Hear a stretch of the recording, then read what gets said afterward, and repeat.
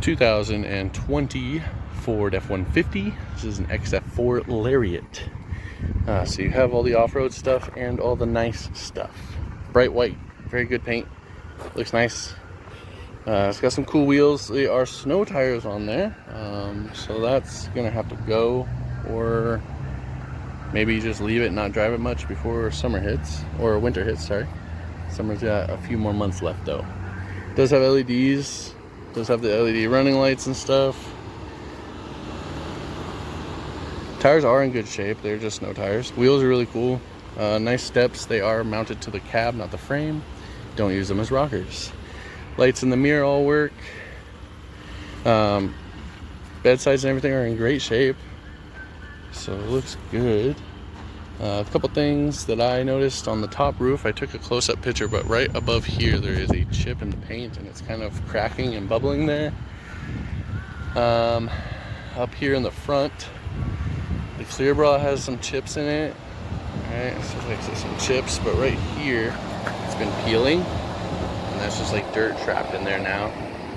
And then right here, signs of it starting to peel. But really clean. There's really no like dings, dents down the side or anything. It's not terrible. From what I saw on the truck bed, I thought there would be, you know, more work truck looks around this, but it was actually pretty good on the outside. Brakes are newer. This caliper has been replaced, but not the other one, so they did it one side. Pads, the rotors don't look like they were replaced. These rotors were replaced and pads were done. So in the back, it's just some plastics, have some scuffs on them. Bumper's in good shape, all the sensors work. We're gonna stop here, move along. Quick engine bay video. Overall, it's been through recon, so oil change has been done. Nice clean oil. Air filters replaced. You had us want to check on like spark plugs and stuff, so I just went and did that through ROBD. Make sure you hit that part of the video. No caps on the AC. That's kind of irritating because your Schrader valves have a rubber seal in there, and that can cause a leak, and that can actually mess up your system. So that's why those caps exist. But you know, the system's been recharged recently. Brake fluid really good. Electronic assist on the power steering rack with the little 2.7 V6. You can see your whole rack there. ABS motor, frame and everything. Looks really good. Real fast, I'm gonna set the video camera down, so just bear with the video. It's gonna like be staring at nothing, but I'm gonna do a startup, so you just kind of listen.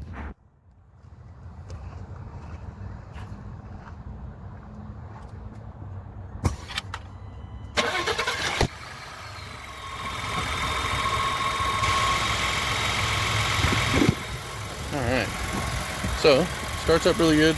I didn't get a true cold start to see if it has the EcoBoost rattle or not. They already had it brought up to the front. The ticking that you do here is your direct injection. Sounds healthy. It's what we want to hear. Let's see if it's kind of like hit or miss. See, there you go. Popped it back down. So that's your secondary air system closing out. Pretty cool. Alright, and then AC and everything works really good. Compressor and all that, belts, hoses all look really good. It's not all siliconed up, so just clean it real good. Don't use that silicone stuff, it dries out rubber, but really clean. Nice engine bay. Stop here. Alright, so we're gonna do our quick underside. I start here so I can look front to back. As you can see, that skid plate is hanging down. This is why I do this. There is a little bracket when we get to that side, I'll show you, that looks like it's not secured, and it's kind of munched up a little bit, like it's kind of, you know, front to back a little bit, right? From here we can see our frame, cross members, intercooler and all that. All looks really good, nice and dry. Just a little surface rust on here. It does still have the lower chin balance on it. It's not all beat up. We're gonna go to each corner at the lift points and the body mounts. So this is going to be on your driver side front corner. That is your body mount where the body is bolted to your frame. And you can see your rocker in here. Sun is just right on that dust, and it seems like the mirror or the camera's more focused on the dust. Here we go. There we go. So frame and everything looks really good. Rocker looks solid. You're looking at the white behind the step, not the step, okay? And then here's a side view of that skid plate. So this bracket on the other side is what looks messed up to me, and I'll show you in a minute. Still on the driver's side, this is at your leaf spring perch here. So some surface rust, definitely on all the steel components. I don't see any corrosion or any kind of issues with the aluminum underneath here, so that's good. Probably one of the better beds I've seen in a while. We're gonna go from the back here. I am gonna see if I can get in here. So right at that connection to the diff, right in here behind these two lines, is the diff lock. There's an electric switch, and it looks like there's seepage around there, so that's something to keep an eye on. If you look in the mirror, see that darkness around the case there. So we're at the rear now. Spare tire is here, but that wheel has seen some better days. It's definitely got a good amount of rust, so I'd keep an eye on that if you're gonna think you need to depend on it. Frame rails and everything look really good. So, looks nice. Passenger. Stock exhaust. Passenger side here. Looks good. One thing that caught my eye while I was here, right here, it looks like something got up in there and hit the back of the cab a little bit, but it just looks like maybe a rock or something. I don't know if you can see it very well. But the frame, everything looks good. And then this should be where that mount is. Yeah, so right here. You can see the bracket, but you can see there's damage to the skid plate, and so it's just kind of hanging. And then right in here is where the dipstick is bolted to your transmission, just so you know. It gets real hot. Cab again, everything looks really good. Just some normal surface rust in our area. This is honestly nothing compared to what we normally see, so we'll move on from here. Alright, so we're gonna go through our interior. I start here at the wheel. They're very busy these days. Nothing on the back sides. Phone controls here, volume and radio, information for this screen, and then cruise control. You do not have adaptive cruise, but it does have forward alert for collisions. After our drive, we're at 52,501. Alright, low fuel coming in, and I do have all the doors open and stuff, so all those lights are expected.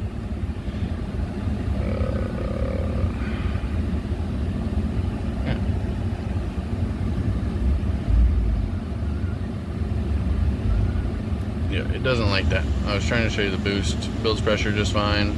Tire pressures were working. I've started and stopped it a few times. And then our engine hours is one thing I just want to touch base on. So engine hours, every 1 hour is roughly 30 minutes of actual wear. So just keep that in mind. It does have the nice screen here. It does have backup camera, which also has the radar on the backside here. It does have 4 auto, 4 high and 4 low. This also has the rear diff lock if you pull out, and then your trailer assist. So like you use this when you're backing up for a trailer. I'm not sure how that really works. I've always just used the wheel. Lights for the mirrors, light controls for exterior, and then dash lights, electric brake and pedals move, and then an electric button for your column. It does have memory seats, auto windows in the front. And then I'm gonna pause here. Oh, manual shift on here, right? Heated seats and air cooled seats, they work really, really good, both sides, all modes. Pause here, look from the outside in. We're standing at the driver door card here. So door cards are in really good shape, seats are in really good shape. The dirt's from me. They put me in a dirt lot today, so I'm getting in and out, and I'm sorry. The carpets look like they've been here for like the whole life, or these mats. There's like a little bit of gunk here, like they didn't clean it very well, or moisture got trapped or something there. Like I said, seats are really good, power both sides. Center console nice and deep. and then the full glass top with the power slide window. Step back a little bit, we have our rear door card in great shape, rear seats in really good shape, cup holder. I don't know if this has ever been opened. It's like it's very crisp. Heated seats in the back. Pause here, hop sides. Passenger side on the rear door. So again, door cards are in good shape. Seats as well. Seat back's good. So front door, also good shape. Power seat. No mat on this side. Bring that up to them, because there's mats everywhere else. Glove box, empty. No owner's manual or anything. That's your interior. Alright, so trunk video here. We have a tailgate. This is a electric button. It is dampered. You can release it with your key as well. As you can see, you have the cap missing for the step, but you can still push this lever and it will pull out still. So it's not like unusable.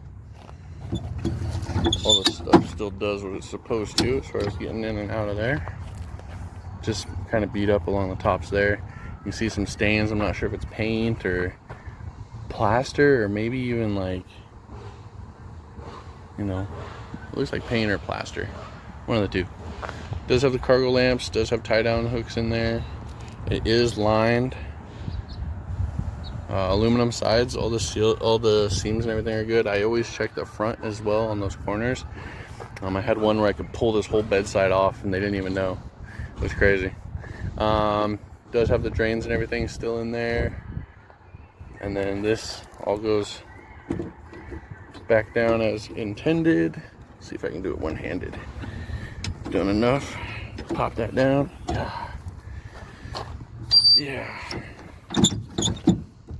Ooh, one-handed. Not bad. Pretty good. No like real damage or anything. I did notice like here there's a pretty good ding here. It just seems to got the coating. Doesn't seem like it went through the bed or anything like that. I can't really see underneath. That's kind of where the spare is. But that's about that. And then right here, they had like the coating they added, and it just kind of rubbed itself back down to where it should be. Now that's like a pressure switch. It's supposed to be there that tells the tailgate if it's open or closed and helps with the electronic functionality. They just coated it, so it's gonna naturally do that. Don't recoat it. You can seal it with paint, but don't recoat it. Backup camera with a little light. It does have 4-pin and 7-pin, and then does have the knob inside for the trailer controls. We'll stop here. All right, we're working with a little bit of glare here, but should get the majority here.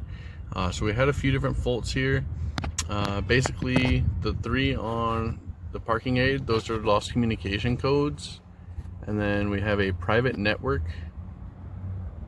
fault or code. And then on here, there was a code for this highlighted one, the front control. It had a damper control module. So, and they're all stored, like nothing's active. They're all like history codes. So for me, that kind of says they might have had to jump start it recently, but the times are all still correct. So I'm not sure about that much. We're gonna move from here on to some other information like live data and monitors. All right, so this is gonna be our monitors. Now, this being said, we do have the evap code or X's here. Now, for some reason, like they had rules change in the dealership where like I have to be here now to do the inspection and someone had to go with me. So I always try to do the 10 miles, but there was not very much fuel. As you can see, the fuel warning light is on. One of them, yeah. See, so there's more vapor than fuel in the tank at this point, so that's a lot to kind of do. Like I said, it does seem like like it had been sitting and it might not have had very much juice this morning, or what the story was, because it was already like brought up and positioned when I got here. So just kind of something for thought there. Now, not having any history or any stored or any kind of codes or any kind of weird smells like the sulfur or the egg or any kind of sputter or low pickup, I don't think this is something to concern yourself with. I just think these lot vehicles don't get driven enough, and they get left on literally no fuel and don't get enough time to monitor that system. And so sometimes I've seen these take up to 20 miles for that to get a full trip, and they don't really give you enough fuel in the lot cars around here to do that. So from here, we're gonna go on to some live data. All right, so this is live data. I'm gonna try and get it in here focused as much as possible, but the glare is just really struggling for the focus. So give it a sec. There we go. All right, so DTCs were at 0. Coolant temp, now this is in Celsius, 83. And then I always go down to the advance on cylinder 1, let you know how these phasers are doing. Looks good there. Throttle responds correct. And then time since engine start, distance traveled since I'm mill activated. It's been a while. Distance traveled since DTC's cleared, 24 kilometers. So recently. And then everything else is checking out really good. All okay. See, here's your evap system vapor, right? So it is reading, it just didn't get a time to reset.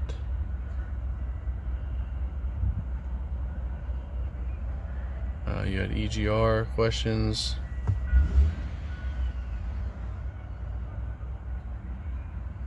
None of that.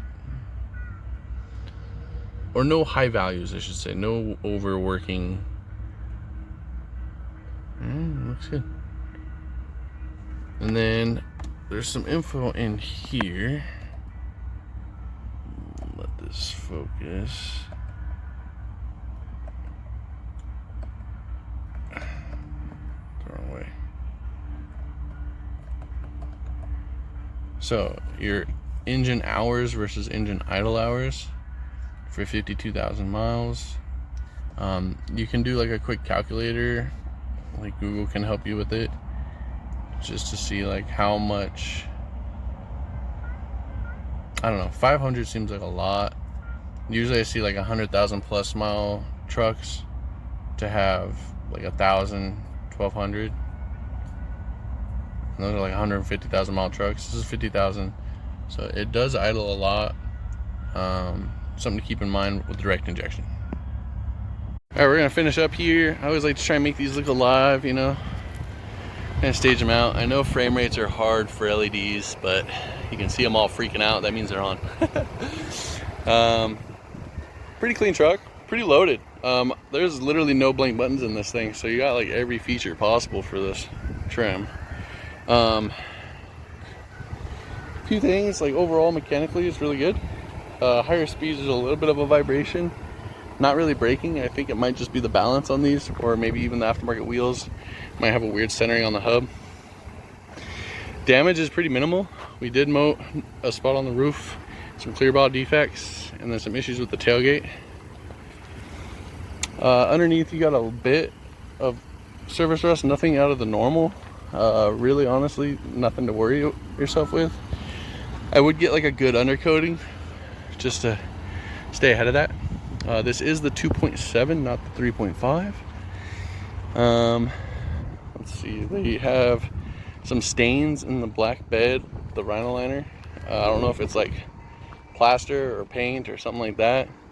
It is FX4, so it has the locker and everything like that. Works really good. They gave me this nice gravel area to work with it. Yeah, I mean, not a whole lot to gripe about. Pretty clean overall. Low miles. I did see we have a good amount of idle hours, so every 1 hour is 30 miles of wear. Just kind of keep that in mind. So that 52, you're closer to like 64,000. in technical terms. Glass and everything is all good. It does have all the assists and everything like that. The truck has forward stop alert, but it does not have adaptive cruise. Pans and everything look really good.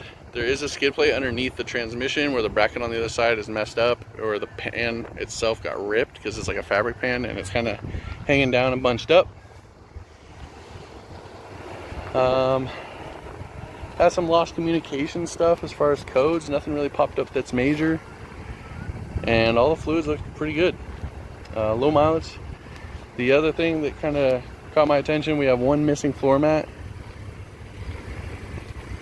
and the all-weather ones just on this one side.